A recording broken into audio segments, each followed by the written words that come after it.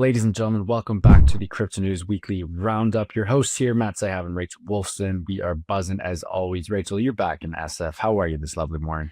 Doing well, Matt. Woke up to the fog and rain, but other than that, everything is great.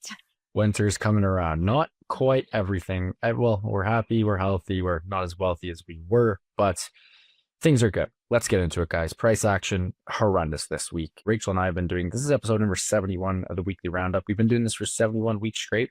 I don't think we've ever seen the level of red on the board that you guys and gals see in front of you right now. It was the biggest bloodbath we've ever experienced this week. I think perhaps only to 1010. I could be wrong there. Nonetheless, Bitcoin 88.3K present day. And again, we're recording on Thursday as always. Again, 88.3K, it's down 12%.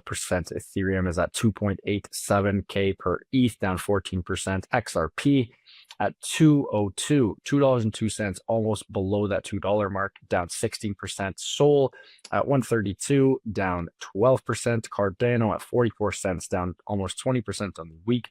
Biggest loser of the week, Hyperliquid, still doing strong, only down 0.5%, the best of the top 11, but right behind it in the 12th spot on CoinMarketCap, top coins by market cap, Zcash, still humming along. The only winner, I believe, of the top 50 this week, up 37% to 681 US dollars per ZEC.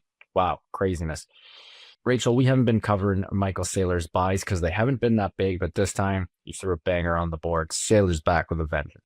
Yeah, Matt, and this was a pretty smart move given the price of Bitcoin now. So Michael Saylor's strategy acquired 8,878 BTC for $835.6 million at an average price of 102,171 per Bitcoin, inclusive of fees and expenses. The latest buying spree brings strategy's total Bitcoin holdings to 649,870 BTC as of November 16th this year, purchased at aggregate cost of $48.37 billion at an average price of 74,433 per Bitcoin.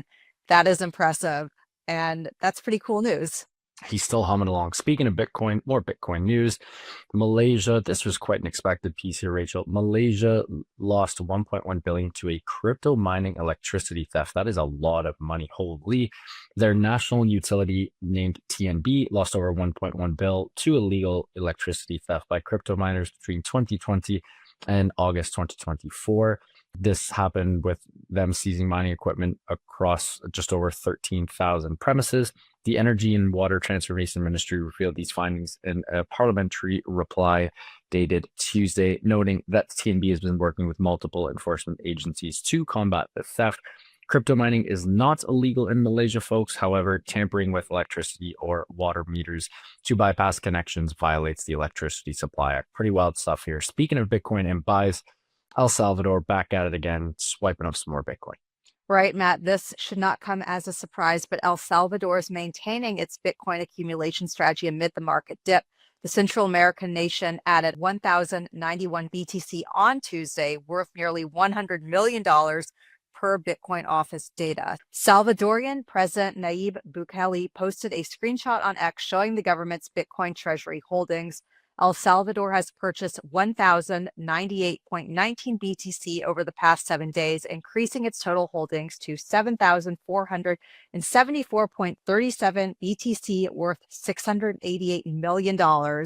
That's crazy stuff. Good for them. Yeah, good for them. We love to see it. Some unfortunate news, not super unfortunate, but definitely made me a little sad. DappRadar, a name and brand and mainstay of Web3 analytics and discovery, which has been around since 2018, will shut down operations, saying the platform has become financially unsustainable despite exploring alternatives.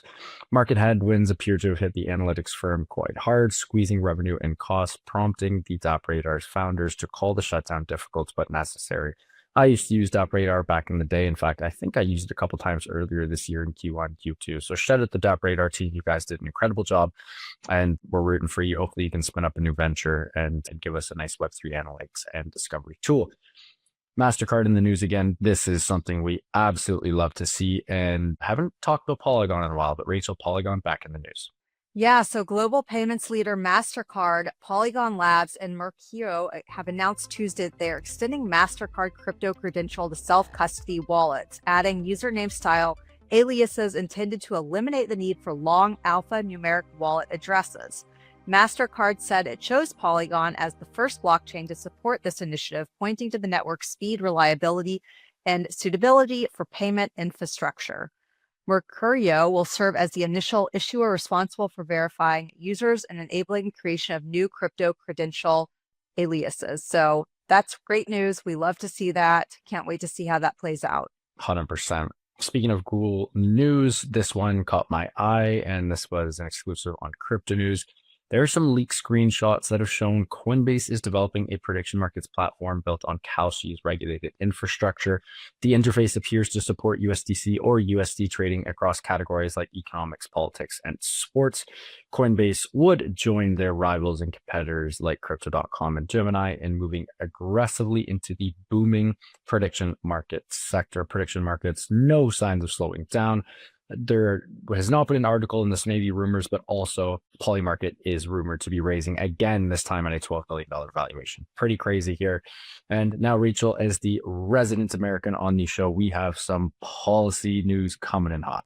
Yeah, and this is great news, Matt. So the Office of the Comptroller of the Currency has formally cleared national banks in the U.S. to hold crypto on their balance sheets and spend it, marking the biggest policy shift for the banking sector's relationship with digital assets since 2020. The decision, published in a new interpretive letter, overturns years of restrictive guidance and opens the door for major banks to engage directly with public blockchain networks. This is really great news. We're seeing more institutional adoption come, so this is definitely something that we are very excited about. Great stuff. Okay, now time for another piece of unfortunate news, and this is happening way too often. Masked robbers in the UK stole a £450,000 watch and forced a victim to transfer £1.1 million of crypto during a car ambush in Oxford. That is wild. Police are still seeking footage of 3 vehicles linked to the attack. 4 of the men have been arrested on suspicion of robbery and kidnap, though all have already been released on bail. What is happening in Britain right now? It is absolutely saddening. It's maddening. And I hope this stops, guys. As always, if do not have that much crypto on you, if possible, try to find a safer and better way to keep that, and split up your seed phrases in case anyone gets a hold of your cold wallet. Split them up so all of the seed phrase isn't in one place, so you cannot do that. Hope everything is okay with the victim. We're going to end on some positive news, Rachel, and this was very surprising because I figured this would have happened before. Turns out it didn't. For the first time ever, the Bitcoin Core devs and Bitcoin Core passes their first ever public security audit. Yeah, so Bitcoin Core has successfully completed its first public third-party security audit in the software's 16-year history, with auditors finding no critical or high-severity vulnerabilities in the reference implementation that secures trillions of dollars in network value. The audit identified only 2 low-level severity issues and 13 informational recommendations, none of which were classified as security vulnerabilities under Bitcoin's core criteria. Some great news to end the news of the week, Matt, and that's something we definitely love to see. 100%. Well said, Rachel. Always a pleasure doing this with you guys. If you enjoyed this one, and we hope you did, hammer the like button, hammer the subscribe button. It'd mean the whole world to our team. Speaking of the team, love you guys. Thank you so much for everything. And back to the listeners, let's pray for some green on the board next week. It's been a rough couple of weeks since 10/10, since the October crash about 40 days ago. We're due for a couple weeks of green momentum. So say a prayer to whoever you pray to, and let's get some green on the board. Rachel, always a pleasure. Listeners, we love you guys. We'll see you on the next one. Ciao. Thanks, Matt. Thanks, guys. See you next time. Bye.